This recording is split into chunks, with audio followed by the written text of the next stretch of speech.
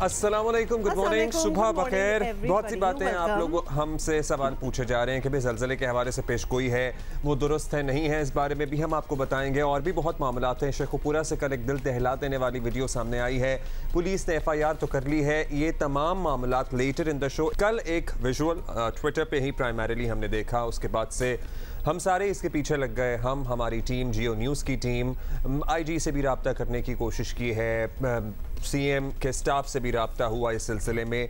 अब पेशरफ्त ये हुई है कि FIR कट गई है। आप ये सोच रहे होंगे किस मामले की, तो मामला अब आप बताएं और साथ साथ। अच्छा, शेखुपुरा का ये मामला है और कुछ विजुअल्स हम हालांकि आपको दिखा रहे हैं, बट ये सुबह सुबह देखने के तो बिल्कुल काबिल नहीं है। लेकिन यहाँ हुआ ये कि इसका शेखुपुरा का एक कस्बा है, जंडियाला शेर खान। अच्छा, वेरी नाइस।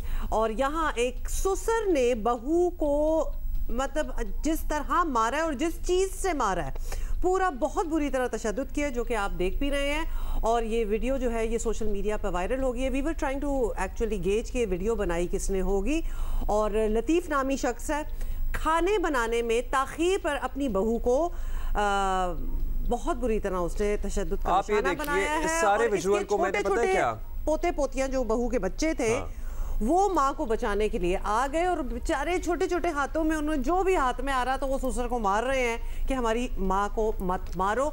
ये पूरा एक जो क्लिप है ना, ये देख के आपको एक स्नैपशॉट मिल जाएगा कि इस घर में, और आई एम सॉरी टू से, लेकिन बेशतर घरों में पाकिस्तान में क्या हो रहा है। ये एक फिनोमेना है, ये इस माशरे की अक्कासी भी है कि वो छोटे बच्चे, माँ से ज़्यादा अजीज़ तो कोई हस्ती नहीं होती दुनिया में, अपनी माँ को बचाने के लिए उनके हाथ में जो लगा, छोटा चमचा, लिटरली चावल खाने वाला जो चमचा होता है ना, टेबल स्पून जिसे कहते हैं, वो लेके अपनी माँ को बचाने के लिए दौड़ पड़े। लेकिन दो औरतें इस विजुअल में देखी जा सकती हैं। एक वो शख्स भी है जो वीडियो बना रहे हैं, चलिए वीडियो बना दी, अच्छी बात है।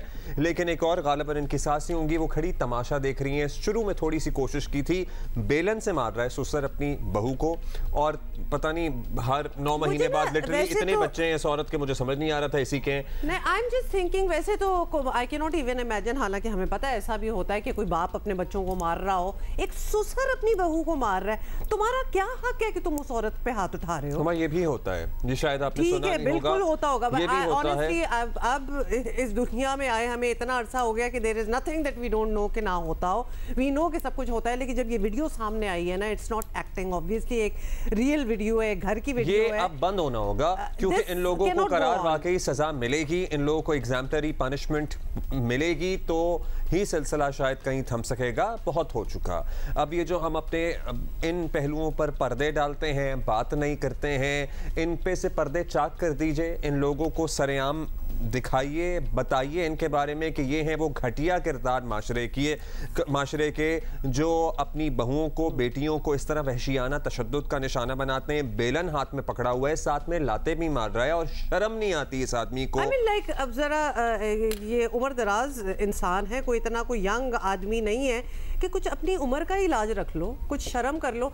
ये by the way, if you are thinking कि हम ये क्यों वीडियो दिखा रहे हैं, हम असूलन तो बिल्कुल ऐसी अगर कोई चीज़ होती जिस पर हमने बात भी करनी होती तो हम उसको ब्लर कर देते, लेकिन फिर आप ये ना देख सकते कि बच्चे किस तरह अपनी माँ को बचाने की कोशिश कर रहे हैं। और कोई 3-4 बच्चे हैं, छोटे छोटे बच्चे, उनमें से बाय द वे लड़कियां तो मुझे ट्विंस लग रही हैं, जिन्होंने, एक बच्ची तो चमचा उठाया हुआ है उसने। आई मीन, मासूमियत देखें कि उसको ये पता है कि ये गलत हो रहा है, कि किसी तरीके से माँ को बचाना है, कि वो उस चमचे से उसको मारना स्टार्ट हो गई है। उस आदमी में इतनी शर्म नहीं है, एक तो वो उस औरत पे हाथ उठा रहा है जो उसकी बहू है, उसके बाद बच्चे सामने हैं, विटनेसेस हैं छोटे छोटे, उनके जहनों पे क्या असर पड़ेगा।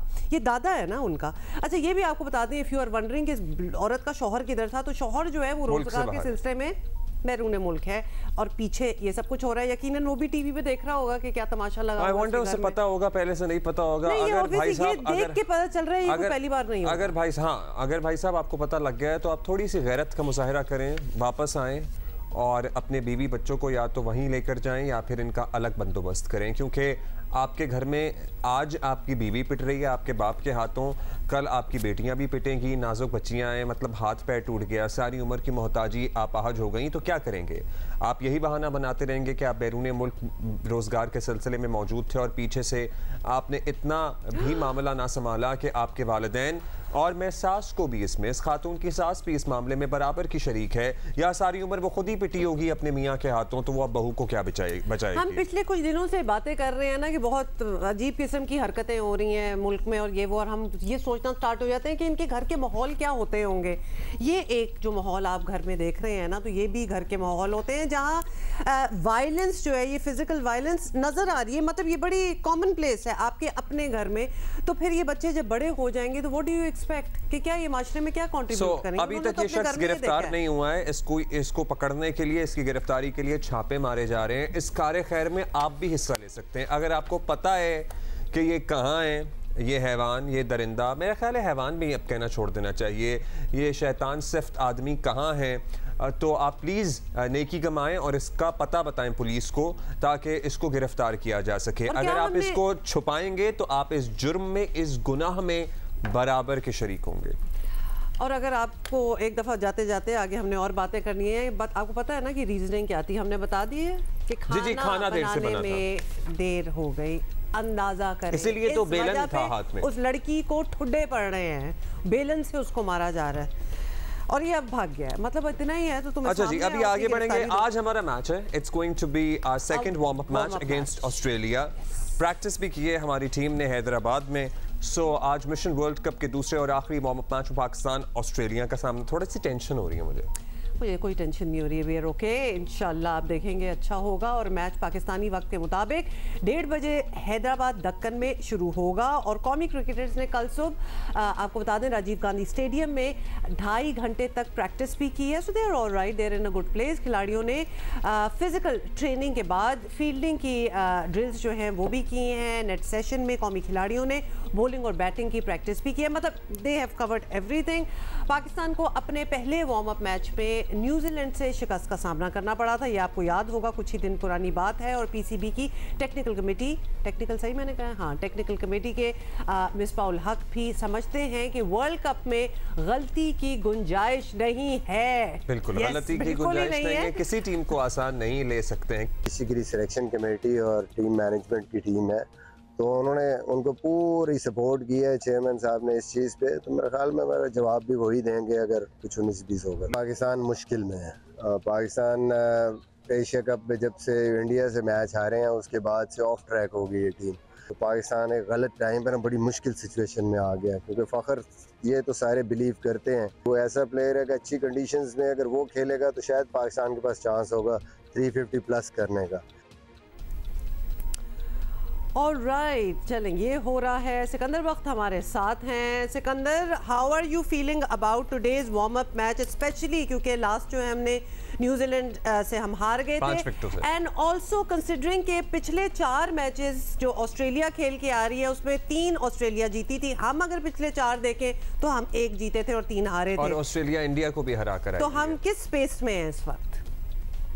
यार सबसे पहले तो हुमा, आप लोगों ने ऐसी खबर से अपना प्रोग्राम शुरू किया कि यार मैं तो हिल के रह गया, मुझे यकीन नहीं आ रहा। मैं तो मेरे मतलब है कि जज्बात अजीब से हो गए कि क्या हम किस नैच पे पहुंच गए हैं कि ये हालत हो गई है।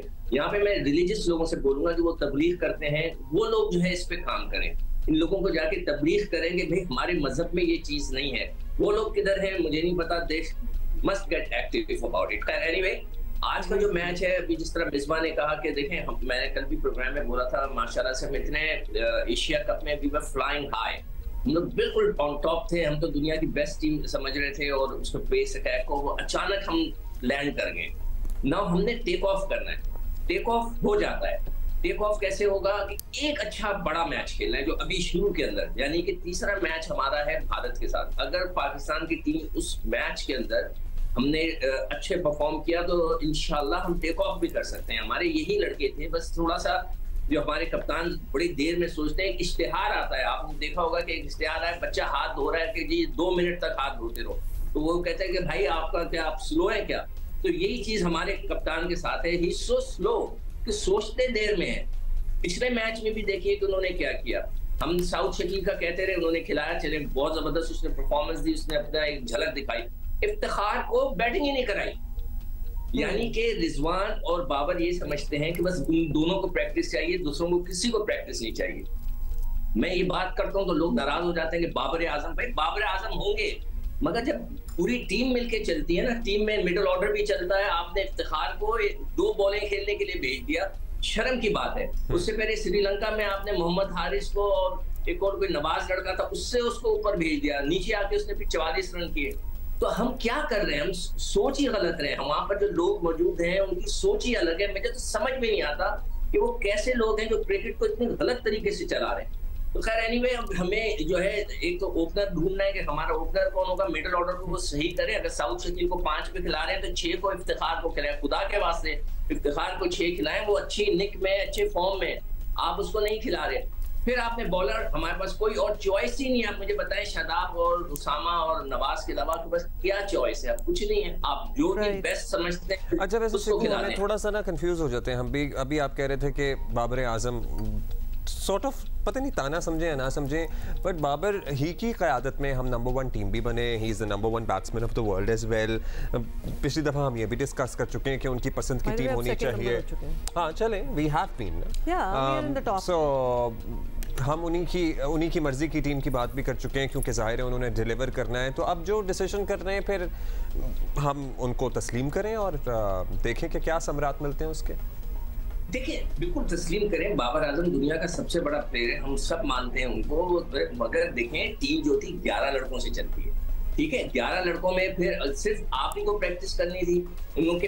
इसीलिए तो मैंने आपको पहले प्रोग्राम में क्या कहा था 2-4 दिन 6 दिन पहले कि बहुत अच्छा किया कि उन्हीं की पसंद की टीम आपने उनको दे दी। अब जो कुछ भी होगा, अच्छा होगा, हम सब जाके हार पहनाएंगे एयरपोर्ट के ऊपर। अगर अच्छा नहीं होगा तो फिर हम उनसे सवाल तो कर सकते हैं कि बेटा आपने ये क्यों किया।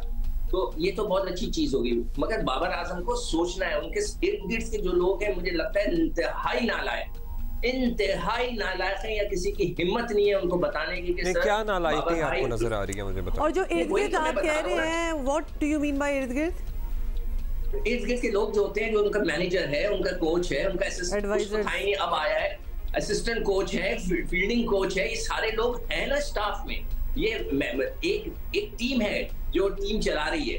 क्या ये कोई बात नहीं करते? क्या इनकी हिम्मत नहीं होती? तो अब निकी आर्थर ने भी ज्वाइन कर लिया है टीम को। अब हम उनकी क्वालिफिकेशन या क्रेडिबिलिटी पे भी क्या सवाल कर रहे हैं, क्योंकि अच्छा खासा तजर्बाकार बेहतरीन किस्म का आदमी है जो अपने रोल में आपको पता है अब्दुल्ला, अभी कल ही बता रहे थे माजिद भट्टी साहब के, उनकी जो टीम थी काउंटी की डर्बिशायर, वो बॉटम में आ गई है।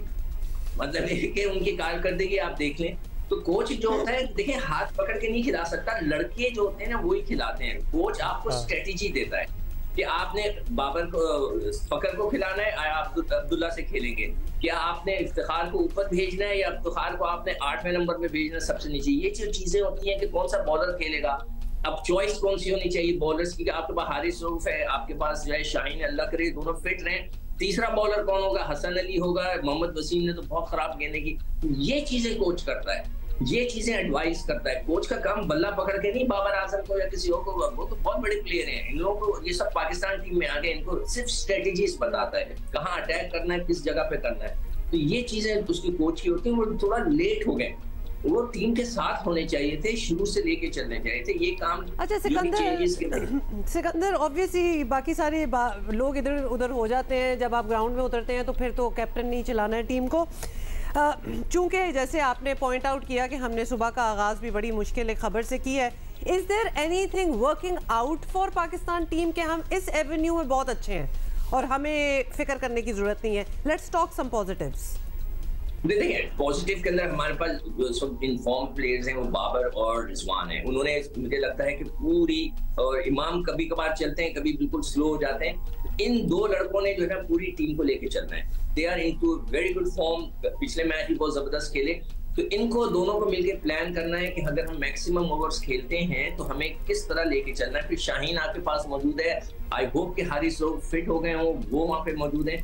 तो ये 4 लड़के हैं, ये मिलके पूरी टीम को उठा सकते हैं और ये हमारे टॉप के प्लेयर्स हैं। अच्छा, साउथ शकील ने वार्म अप में भी 50 किया है मिडिल ऑर्डर में, सो वो एक तसल्ली है हमारे लिए। वो भी है। देखें उनको लिए हम तो अफगानिस्तान से कह रहे थे कि भाई खिला दो, खैर एनीवे वो तो अब लेट हो गई, बात खत्म हो गई। मगर ये कि अब इन लड़कों को लेके इन लड़कों पे आप फोकस करें और ये मिलकर खाएं। मगर अभी भी मैं कहता हूँ पाकिस्तान ने अगर इंडिया के खिलाफ अच्छी परफॉर्मेंस दे दी और वहां से निकले तो ये टीम फिर टॉप पे आ जाएगी। मैं आज आपको लिख के देता हूँ, हमारे लड़कों का मिजाज ऐसा है, वो अंडर प्रेशर है इस वक्त। जैसे वो मिसबा कह रहा था ना कि अभी हम अंडर प्रेशर हैं, एक दफा उठना है टीम ने और वो उनके फिर ऊपर चली जाएगी। तो फिर उठ गए तो जिसमें ऑब्वियसली एक कंट्रीब्यूशन तो आज के मैच भी माना कि ये वार्म अप मैच है, लेकिन इसकी बड़ी कंट्रीब्यूशन हो सकती है बिकॉज ये warm up match is one of the strongest teams.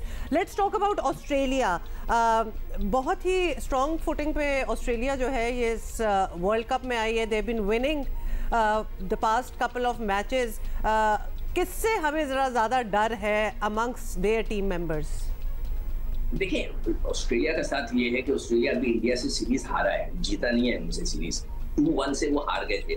और मगर रन्स जो है ऐसे हैवी रन्स हुए हैं कि इंडिया ने उनके खिलाफ 399 रन किए, ऑस्ट्रेलिया ने 350 रन चेस कर लिए। तो ऑस्ट्रेलिया की टीम बहुत खतरनाक होती है, उनके सारे प्लेयर बड़े खतरनाक है, वो बड़े आराम से बड़ी टेक्निक से चलते हैं। उनकी कोचिंग स्टाफ पता नहीं कौन सी किताबें पढ़ के आता है कि वो कुछ लड़कों को रेस्ट देते हैं, कभी खिलाते हैं, कभी रेस्ट देते हैं, इस तरह देके चलते हैं। देखिए उनके जो स्पिनर्स उनके गुरेनिये, ज़ेम्पा वगैरह, और दूसरी चीज ये कि वो आपके उनके जो बैट्समैन है वो बहुत अटैकिंग क्रिकेट खेल रहे हैं। उनको आइडिया है, उन्होंने बड़ी अक्लमंदी की है कि उनको तो मौका भी मिल गया कि इंडिया जाकर खेल ले 3 मैचों की सीरीज, उनको बहुत कुछ आइडिया हो गया। ये भी एक पर्सपेक्टिव है कि वो बड़े टूर्नामेंट की टीम है, सीरीज के अंदर वो तजर्बे करते हैं, फिर टूर्नामेंट जीतते हैं। बिल्कुल, वो उनका काम ही है कि उनका एम जो टारगेट जो है ना वो बड़ा होता है। अच्छा सिकू, अगर आप 30 सेकंड में वो बात रैप अप कर सकें, वो जो हम कल बॉयज की दावत दिखा रहे थे हैदराबाद में, आपके पास कोई किस्सा था इससे जुड़ा?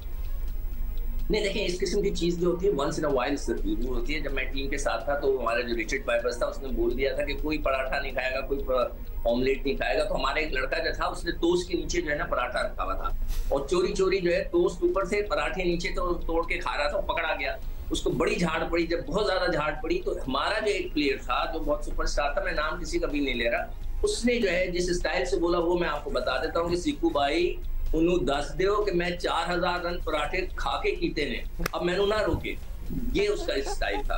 भाई कुछ लोग डिपेंडेंट होते हैं ना, वो अब अपना पराठा नहीं खाएंगे। भाई इतने बड़े बड़े हमारे सिंगर्स गुजरे हैं, हमारे परफॉर्मर्स। नुसरत फतेह अली खान साहब के बारे में ये बात है कि उनको फॉर हेल्थ पर्पसेस उनको वेट लूज करने का कहा गया। He started to lose weight but he also lost his voice, उनकी आवाज ही खत्म हो गई बीच में। तो कुछ लोगों का हमारे बड़े प्लेयर जी मैं अगर पराठा नहीं खाऊंगा तो मैं 4000 से ऊपर नहीं जा सकता। Good one. तो रंजी पराठे खा कर किए, मेरे रंजी पराठे खा के किए। थैंक यू, बहुत शुक्रिया। Thank you Sikandar. By the way I can totally imagine myself hiding a paratha under a toast. That's a good idea. हाँ, it's not a bad idea. लेकिन जो जिनकी परफॉर्मेंस डिपेंड कर रही है ना, जो हमारे क्रिकेटर्स खास तौर पे, वो ऐसी हरकतें ना करें तो शायद बेहतर ही होगा। अब्दुल रज़ाक भाई ने हमें ज्वाइन किया है। ओके, थैंक यू जी। और सबसे पहले तो आपको मुबारक हो, ओवर 40 ग्लोबल कप जीत लिया है आपने। आपकी ज़ाती परफॉर्मेंस भी कमाल की रही है। तो तजर्बा कैसा रहा फर्म और फिटनेस रखते हुए? आई मीन एक अलग सा आपको खुशी भी होती है ना अगर आप एक माइलस्टोन के बाद कोई अचीव करें चीज़। तो इंटरनेशनल क्रिकेट में वापसी का तो नहीं सोच रहे आप? चलो जी, आपने इस पे डाल दिया। बड़ा अच्छे नाइस कॉम्प्लीमेंट है, पर ये कि एक टाइम होता है हर क्रिकेट का, और मैं समझता हूँ कि मेरा टाइम गुजर चुका है। अब ये कि प्रो 40 में एंजॉय कर रहा हूँ और इसमें परफॉर्मेंस दे रहा हूँ, और जो एक कमी होती है क्रिकेट ना खेलने की वो पूरी हो रही है। और जहाँ पाकिस्तानी टीम को अच्छी ऑलराउंडर की बात है, इंशाल्लाह अल्लाह ताला करम करे पाकिस्तान टीम पे और कोई ना कोई नया प्लेयर निकल ही आएगा इंशाल्लाह। डोमेस्टिक क्रिकेट हो रही है, कोई ना कोई प्लेयर अच्छा परफॉर्म करेगा तो हाईलाइट बहुत जल्द इंशाल्लाह ऐसा ही हो। अच्छा, डेफिनेटली आज के मैच की अब बात कर लेते हैं, जहां पाकिस्तान और वर्ल्ड कप से पहले जो है वो आखिरी वार्म अप मैच जो है पाकिस्तान खेल रहा है अगेंस्ट ऑस्ट्रेलिया। अब आखिरी मौका है कि स्पिनर्स को चेक कर लिया जाए, ओपनर्स की जोड़ी जो है वो सेट कर ली जाए। ओपनिंग में आपका वोट फखर के साथ है या अब्दुल्ला शफीक को मजीद चांस देना चाहिए in your opinion?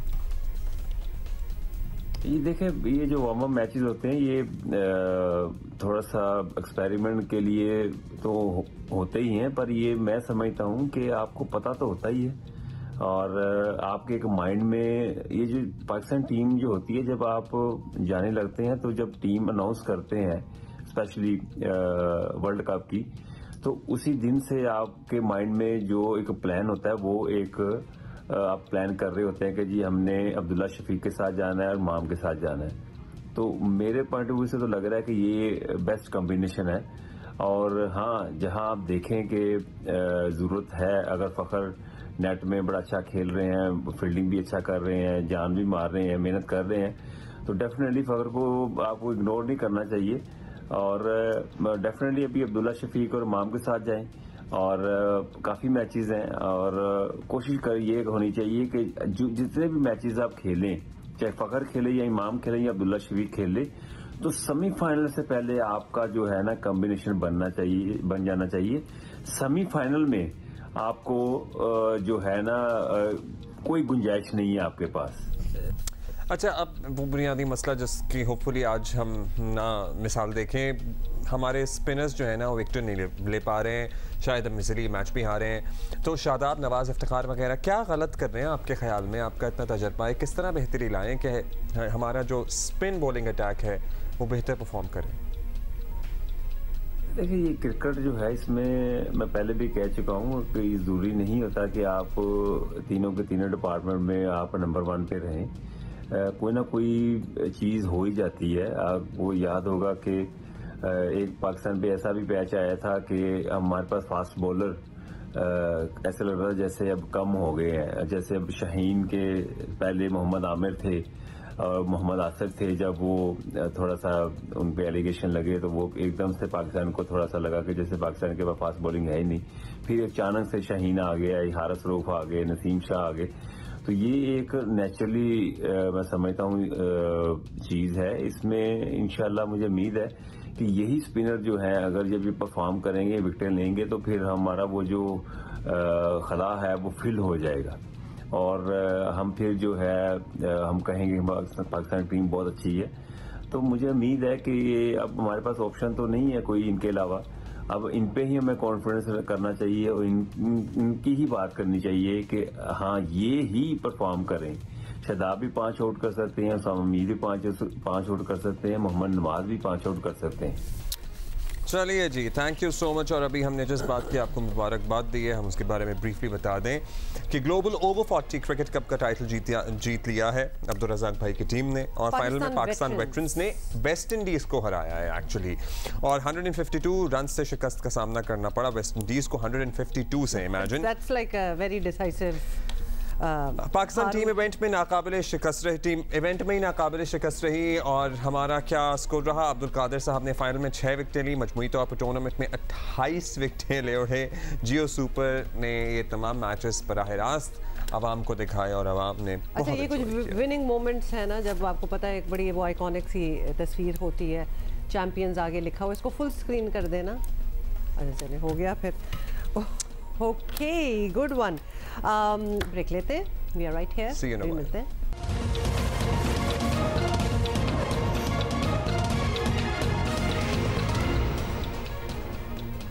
Welcome back. अभी बात करते हैं एक वो बीमारी जो हमारे यहाँ नहीं ख़त्म हो रही, जो कि है polio.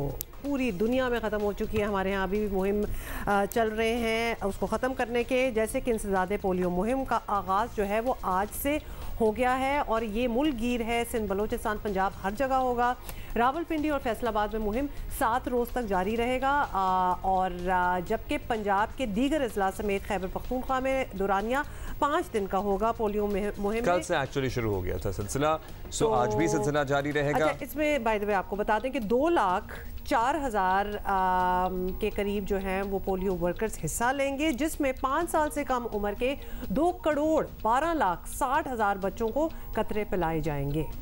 At least that's the target. हाल ही में एक्चुअली तशवीशनाक बात क्या है, कराची और पेशावर के जो माहौलियाती नमूने होते हैं ना, जो सीवेज की लाइनों से लिए जाते हैं, इसमें पोलियो वायरस की मौजूदगी का इंकशाफ हुआ था, जिसकी वजह से ये पोलियो मुहिम मज़ीद अहमियत इख्तियार कर गई है। प्रोफेसर जमाल रज़ा साहब हमारे साथ मौजूद हैं, उनसे बात करते हैं। एग्जीक्यूटिव डायरेक्टर हैं Sindh institute of child health के। बहुत शुक्रिया डॉक्टर साहब। अब ये कराची के अब नमूनों की बात कर रहे थे, पोलियो वायरस मिला है। बदकिस्मती है कि पाकिस्तान दुनिया के उन 2 ममालिक में रह गया है जहाँ पोलियो आज भी मौजूद है। हमारी ये जंग पता नहीं कब ख़त्म होगी और ये तशवीशनाक बात, शहर के इलाकों से पोलियो वायरस के सैंपल्स मिल रहे हैं। क्या करना चाहिए? इमरजेंसी फुटिंग पे कुछ करना होगा, पर्टिकुलरली इन दोज एरियाज़ जहाँ से ये सैंपल मिले हैं। अभी कराची जैसे शहर से भी सैंपल्स मिल रहे हैं। जी हाँ, बदकिस्मती से वाकई ये बात आपकी ठीक है कि पाकिस्तान इन दुनिया के 2 ममालिक में शामिल है जहाँ से अब तक पोलियो का ख़ात्मा नहीं हो सका, जबकि पोलियो का ख़ात्मा सारी दुनिया में हो चुका है। इस साल तकरीबन 32 के करीब हमारे इन्वायरमेंटल सैंपल पूरे पाकिस्तान में पॉजिटिव आए हैं, लेकिन कराची के अंदर जो है वो 6 सैंपल्स इसी दौरान, इसी महीने के अंदर पॉजिटिव आ गए। अच्छा, अगर केसेस देखे जाएं तो पाकिस्तान में इस साल पोलियो के सिर्फ 2 केसेस सामने आए हैं और जुलाई के अंदर जो आखिरी केस हुआ था वो जुलाई में हुआ था, 11 जुलाई को, और उसके बाद से कोई केस अल्हम्दुलिल्लाह रिपोर्ट नहीं हुआ है। लेकिन अफ़गानिस्तान में इसी महीने 6 केस पोलियो के सामने आ चुके हैं और जो बड़ी तशवीश की बात है। और कराची के अंदर जो सैंपल पाए गए हैं सीवेज के अंदर, उनका जब नमूना उसको देखा गया तफसील से और उसकी एनालिसिस हुई तो ये वही पोलियो वायरस है कि जिसके केसेस अफ़गानिस्तान में सामने आए। तो लिहाजा ये वायरस समझें कि अफ़गानिस्तान से सफ़र करके, ज़ाहिर है किसी न किसी अफराद के ज़रिए जो कि ट्रैवल करते हैं वो पाकिस्तान आ गया है और कराची के अंदर ख़ास तौर पे मुख्तलिफ़ जगहों पर ये वायरस पाया गया है। कराची में अब ये खुशकिस्मती से हमारी ये NID या जो जिसको नेशनल इम्यूनाइजेशन डेज़ होते हैं जिसमें सारे मुल्क में क़तरे पिलाए जाते हैं, उसका भी आगाज़ हो रहा है। तो कराची की हद तक तो खुसूसी तौर पर हमारी ये तमाम वालिदैन से ये दरख्वास्त होगी, गरचे हम ये समझते हैं कि बहुत सालों से पोलियो के क़तरे पिलाए जा रहे हैं और वालिदैन में एक तरह की थकावट जिसको हम कहते हैं फटीग फैक्टर आ जाता है, करने वालों में भी और पिलाने वालों में भी, कि भाई बहुत साल हो गए ये चीज़ चली जा रही है।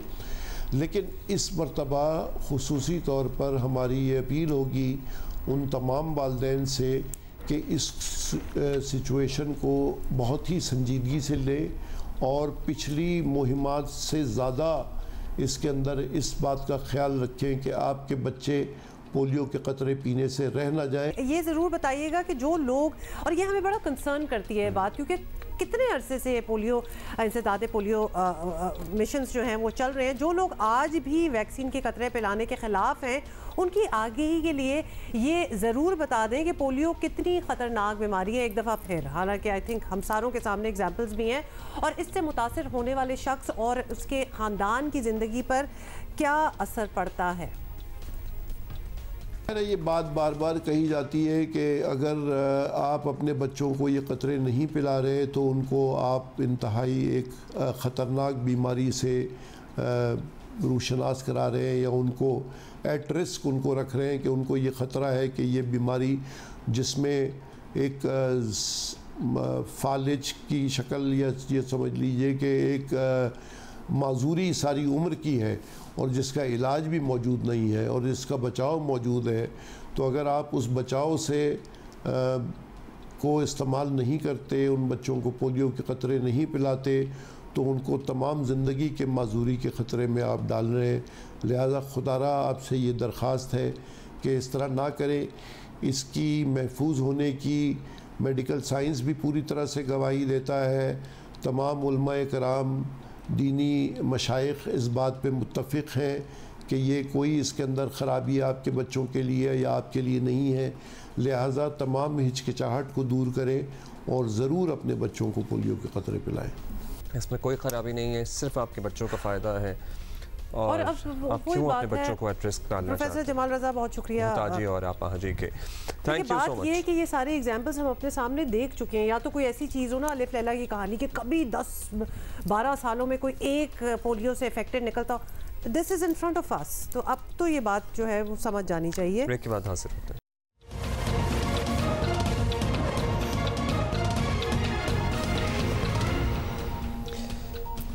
वेलकम बैक जी। अभी एक खबर देनी है आपको। कराची चिड़ियाघर के मसले पता नहीं कब हल होंगे। ज़राए वाइल्ड लाइफ हुक्काम का दावा है कि कराची चिड़ियाघर में मौजूद है रानो नामी एक हिमालयन रीच। नहीं, लेकिन यही तो बात है कि वो हिमालयन कहा जा रहा है कि वो नहीं है। मैं आपको बताती हूँ कि कराची चिड़ियाघर में जो हिमालयन रीच जिसको कहा जा रहा है वो एक्चुअली शामी सीरियन यानी सीरियन रीच है।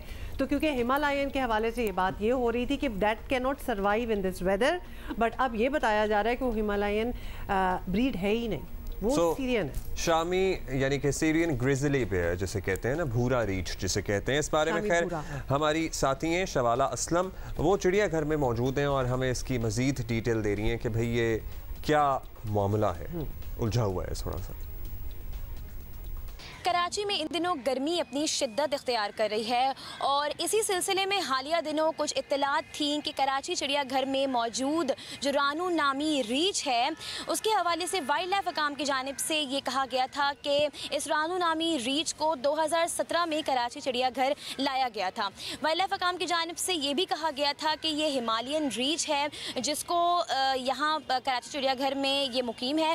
इसके साथ ही जो वाइल्ड लाइफ अकाम है उनकी जानिब से ये भी कहा गया था कि एक टास्क फोर्स थी जो अप्रैल में बनाई गई थी हतनी नूरजहां के इंतकाल के बाद। इस वक्त मेरे साथ डिप्टी डायरेक्टर कराची चिड़ियाघर मौजूद हैं। आप जो बियर देख रही हैं सीरियन ब्राउन बेयर है, ना कि हिमालयन ब्राउन बेयर है। इन दोनों का फ़र्क वाज़े तौर पर महसूस आप कर सकती हैं क्योंकि इनके जो नेल्स होते हैं, जो क्लॉज होते हैं वो वाइट कलर के होते हैं, जबकि हिमालयन ब्राउन बेयर के क्लॉज जो हैं ब्लैक कलर के होते हैं।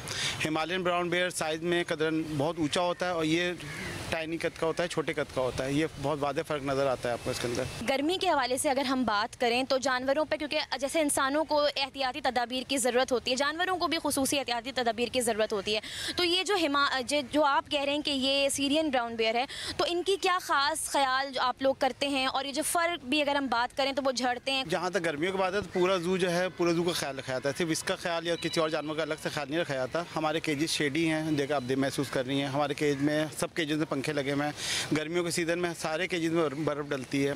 सिर्फ इसका नहीं, तमाम जानवर का ख्याल रखा जाता है। जो कराची चिड़ियाघर की इंतज़ामिया है उसकी जानिब से जो तमाम तर ख़बरें हैं उनकी तरदीद कर दी गई है। इस वक्त मैं आपको दिखाती चलूँ कि यहाँ पर जो ये पानी है का हौज़ है वो भी यहाँ पर मौजूद है। ये पूरा केज इसका नया बनाया गया था। कराची चिड़ियाघर इंतज़ामिया की जानिब से कहा गया है कि जो टास्क फोर्स तश्कील दी गई थी अप्रैल में, उसके बाद ये केज बाकायदा तौर पर रानू नामी रीछ के लिए तैयार किया गया था। कराची चिड़ियाघर की जो इंतज़ामिया है उन्होंने तमाम तर ख़बरों की तरदीद कर दी है।